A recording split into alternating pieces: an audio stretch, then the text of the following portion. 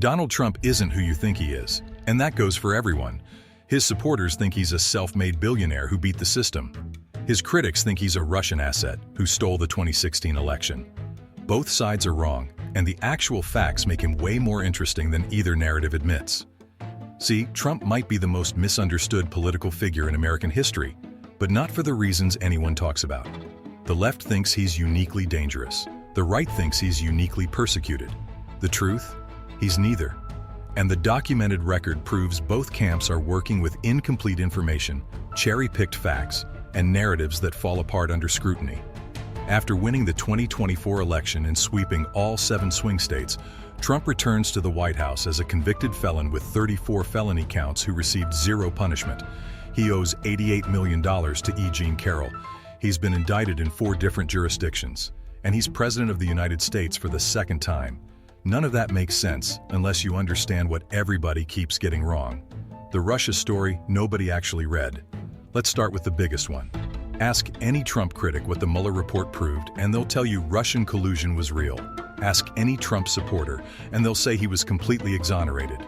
Both are wrong. Objectively, factually, demonstrably wrong. The Mueller report found insufficient evidence to establish criminal conspiracy between the Trump campaign and Russia. That's not exoneration. That's not proof of collusion either.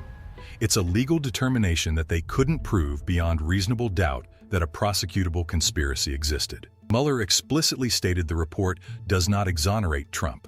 Those are his words, not mine. But critics love ignoring that Mueller didn't prove conspiracy. And supporters love ignoring that the investigation produced 37 indictments, 7 guilty pleas or convictions, and documented 10 potential obstruction episodes. The report was 448 pages.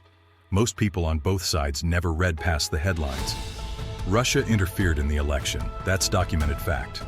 Trump's campaign had contacts with Russian operatives, also documented. But a provable criminal conspiracy? Mueller couldn't make that case. That's the actual finding. Not vindication, not guilt. Legal ambiguity that both sides twist into whatever they need it to be. Before you click away, hit that subscribe button. Because what you're about to hear is going to challenge everything you think you know about Trump's business record. And trust me, both sides get this spectacularly wrong. The self-made billionaire who wasn't Trump's entire brand is built on being a self-made business genius. He talks about turning a small $1 million loan into a real estate empire. His supporters repeat it. It's a core part of the mythology. It's also complete fiction. The New York Times went through Trump's tax records in 2018. They found he received at least $413 million from his father over his lifetime. Not $1 million, not $10 million, over $400 million. He was receiving trust fund payments as a toddler. By the time he graduated college, he was pulling in the equivalent of $1 million every single year.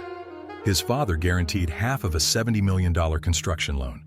When the Taj Mahal casino was about to default, his dad bought $3.5 million in casino chips and never cashed them in. That's an illegal loan disguised as gambling. Trump didn't build an empire from nothing. He inherited a massive real estate operation and hundreds of millions in financial backing. And the bankruptcies? 6 times his companies filed Chapter 11. His defenders say those were corporate restructurings, not personal bankruptcies. Technically true. But his Atlantic City casinos consistently underperformed competitor casinos in the same market during the same time period. He didn't just restructure. His properties were losing to the competition. But critics who claim he's a total business failure are wrong too. Trump made a fortune on licensing deals. The Trump brand generates massive revenue. Trump Tower, Mar-a-Lago, his media company's stock value in 2024, briefly hit over $4 billion, even though the actual company only made $3.6 million in revenue. He understands brand value better than almost anyone alive. That's a real skill. It's just not the same as being a real estate genius or self-made billionaire. The economic record that's neither miracle nor disaster. Trump's economy is another place where both narratives collapse. Supporters call it the greatest economy ever. Critics act like he destroyed everything Obama built. The numbers tell a completely different story. Pre-pandemic, Trump averaged 2.5% GDP growth with unemployment hitting 3.5%, the lowest in 50 years.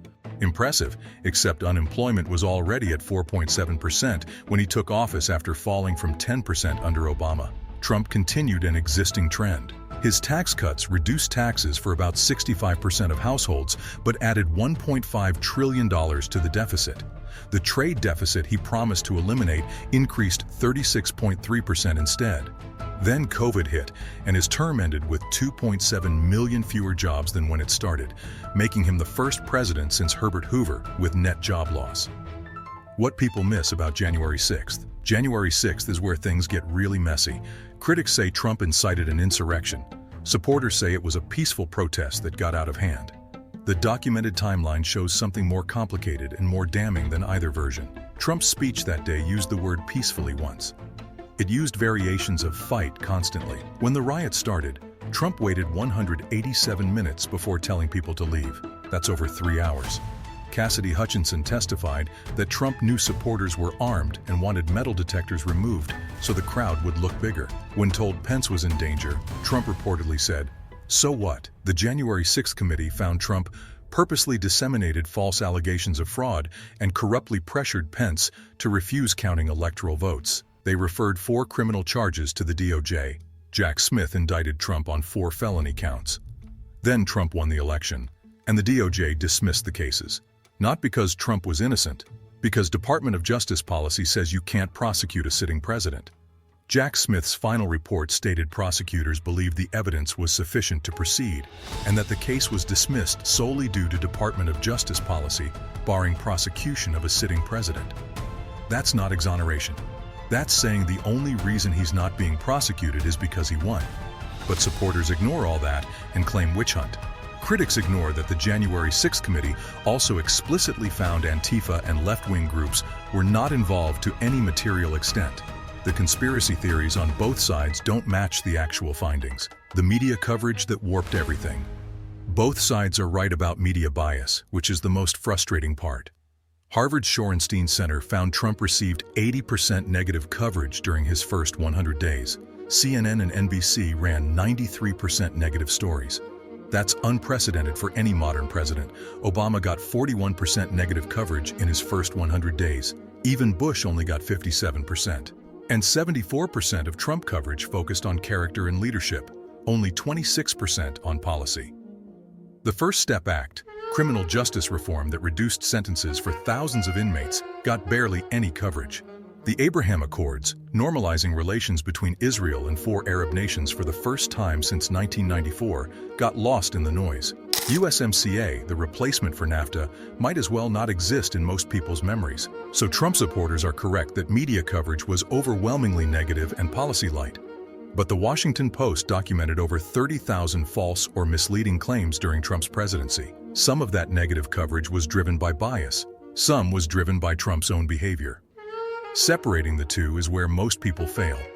The media was harder on Trump than any previous president, and Trump made more false statements than any previous president.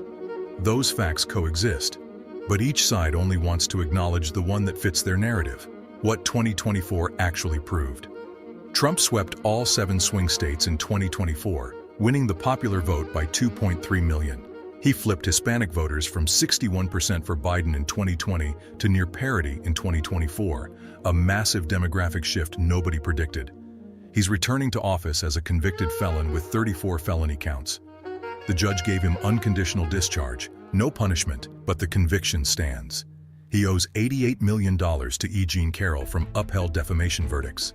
The New York fraud case penalty was thrown out, but the liability finding remains. Federal cases were dismissed only because of DOJ policy against prosecuting sitting presidents. Trump named his entire cabinet in less than 12 days, the fastest in modern history. His second-term agenda includes mass deportations, 10 to 20% tariffs on all imports, pardoning January 6th defendants, ending DEI programs, and expanding oil drilling. Whether you love that or hate that, it's happening. The real story, nobody tells. What everybody gets wrong about Donald Trump is that he's not an aberration. He's not unprecedented. He's not outside the normal rules. He received massive family wealth and support, experienced real business failures alongside real brand successes, faced unprecedentedly negative media coverage while also making unprecedentedly false claims, and won the presidency twice, despite, or maybe because of, all of it. The left is wrong that he's uniquely dangerous, or that Russia stole 2016. The right is wrong that he's a self-made billionaire persecuted by witch hunts. The truth is messier. He's a complicated figure with real accomplishments and real failures, real legal problems, and real electoral victories. Both sides simplify him into someone easier to love or hate. The actual documented record makes him harder to categorize and way more interesting than either narrative allows. Trump's second term starts January 20th. Whether he uses it to cement a legacy or implode spectacularly depends on whether he learned anything from the first term. Right now, nobody knows, and that includes the people who think they have him all figured out. If you made it this far, check out our video on what everybody gets wrong about Cristiano Ronaldo. Same energy, same approach, different legend. You'll see how the stories we tell about icons never match the actual facts. Hit that end screen.